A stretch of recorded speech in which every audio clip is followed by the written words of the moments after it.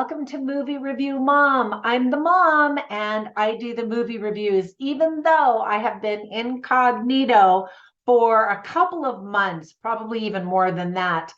So I wanted to say hello and wish you a happy Valentine's Day. It's been that long since I've recorded videos, partially because both of my parents actually passed away within 10 days of each other just recently. And so I've been very busy and just not able to film videos, let alone watch any videos. And now my virtual assistant is on vacation. And so she does all of the editing of my videos and that kind of stuff. But I just wanted to let you know how much I appreciate your support. We just hit 2,000 subscribers. And so I didn't want another day to go by without telling you thank you for supporting my channel. And while we're here, I might as well tell you about another movie that just came out just in time for Valentine's Day. It's called Sweeter Than Chocolate. So this is a romantic comedy now available on the Hallmark Movie and Mystery channel. The movie is rated TVG because it's on the TV Hallmark channel, and it's an hour and 24 minutes. So I'm going to give you an overview in a nutshell, and then I'll point out things I liked and didn't like, as well as offer tips for parents, themes worth talking about, interesting lines, funny lines, and even recommendations for other movies that are sort of similar that might also get you in the mood for Valentine's Day. So in a nutshell, this sweet rom-com was directed by David Weaver. Hold on. I'm not editing this, so I can't make mistakes. David Weaver, I think I said it with a B, and based on the novel of the same name. It's being aired on the Hallmark channel as the first of 4 movies in the Love-uary lineup that started in January. It's the story of a TV reporter who goes to investigate a local bakery, which is rumored to have the secret recipe for finding true love on Valentine's Day. It's pretty cute. Some of the tips for parents include the fact that kids are going to be bored. This is a romantic drama with some comedy speckled in, but adults getting all lovey-dovey, and so they're not going to be that interested. There is a gay couple that talks about how they met and we see them kiss. There's an old lesbian couple that talks about how they met as well. There is some other kissing involved as well. Some of the themes that are illustrated very well are being open to love. That's one of the biggest themes, I think. Chocolate, of course. And boy, does Hallmark know their viewing audience. They know that women and men, but those in the romance or mood for romance definitely are interested in chocolate. So there's a lot of chocolate. Other themes are fear of failure, change, myths versus truth, love and loss, bravery, willing to risk everything to be in love, and even a little bit of magic. So there were a lot of things that I really liked about this movie. First of all, I used to teach classes at the famous Le Cordon Bleu Culinary College, and I even have the weight gain to prove it. We had an incredible chocolatier who worked there and taught classes, and now she has her very own tea house here in Las Vegas where I live. Her shop is called the Queen of Hearts, and it features some beautiful chocolates and other delights. So check it out. Look at the link below in my description. Tell Chef Sweetster that I sent you. And yes, that is actually her real name. Isn't that amazing? She's incredibly talented. The cast of this movie includes mostly new faces, unless you're already a Hallmark fan. The one that you're probably going to recognize the most is Brenda Strong, because she was in the TV series, very popular TV series called Desperate Housewives. Also in the cast are Eloise Mumford, who's known to be in a Hallmark movie or two, Dan Jeanette, Kristen Park, and Linda Coe, among many others. The 2 romantic leads do have chemistry together, and I thought that their romance was believable, and that's a big thing that I look for in a romance for sure. Hallmark always cracks me up with the names that they create for their characters because they're a play on names every time. For example, Lucy, the chocolatier, explains how her grandmother changed the family name to Sweet because it would make a good story in the chocolate business. And of course it does. The male lead character is Dean Chase, who is a reporter who's always chasing a good story and chasing his dream to become a news anchor. The two bosses in the film are both women, as with most of the Hallmark movies where there's a lot of female empowerment going on and they get a lot of screen time.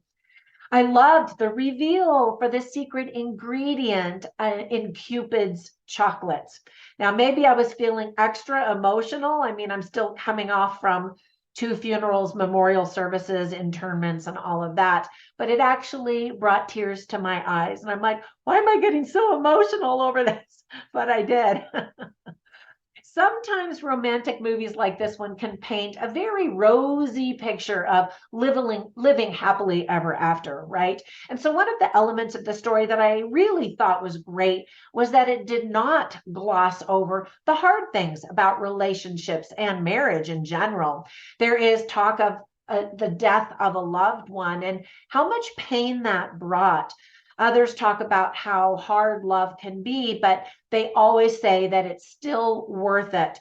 And all of that is absolutely true. And so I love that it wasn't just, a Pollyanna tale of love and perfection and that kind of thing, but a more realistic painting of that picture. Now, there were some things that I didn't quite like. At the beginning of the movie, for example, a character reads a letter that explains that the rent for her store is going to increase 62% every month.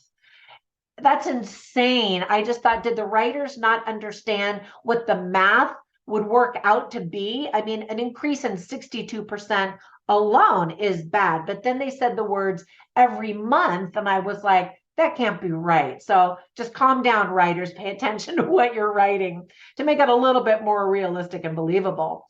2 of the characters state that people over 20 years, and then another person said over 40 years, don't eat milk chocolate. And I just thought, why? What's the slam on milk chocolate? I love milk chocolate, don't you? So I thought that was kind of weird. Now, of course, dark chocolate gets all of the praise for being healthy conscious, but there really was no talk about it being healthy, just that nobody eats it, under the age of 40 or 20 or whatever.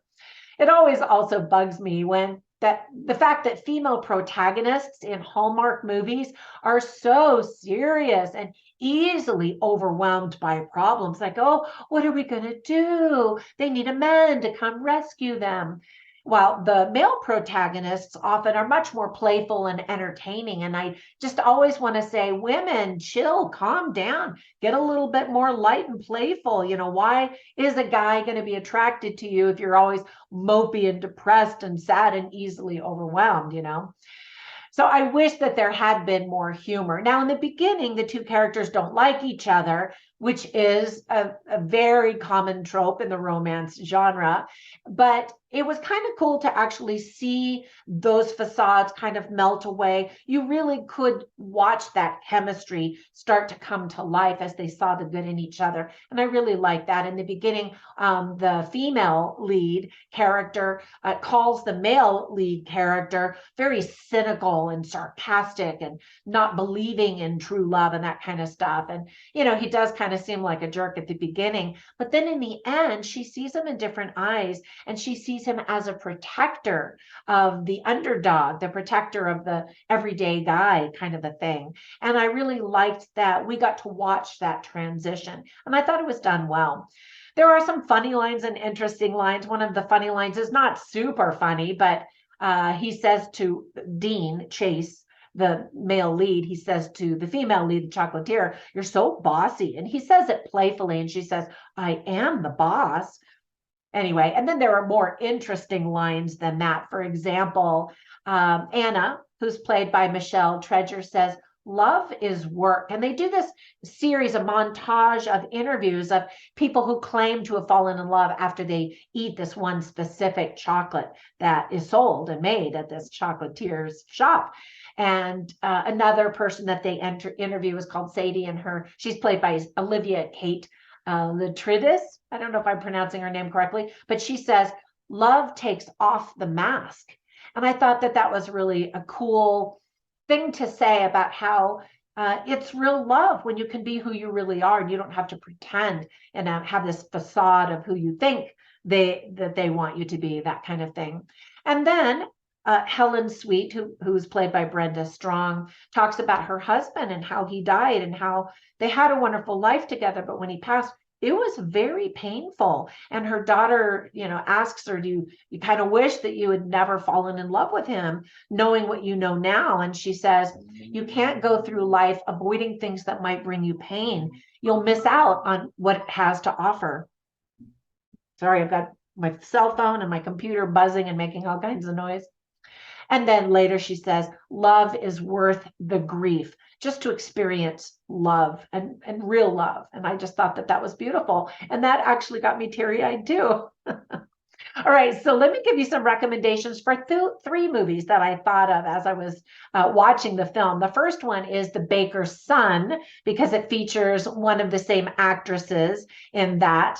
And then a classic, famous one with Johnny Depp is called Chocolat, and there's lots of chocolate and lots of romance and love. And then another more recent one is one that came out just last year. It's called That's Amor.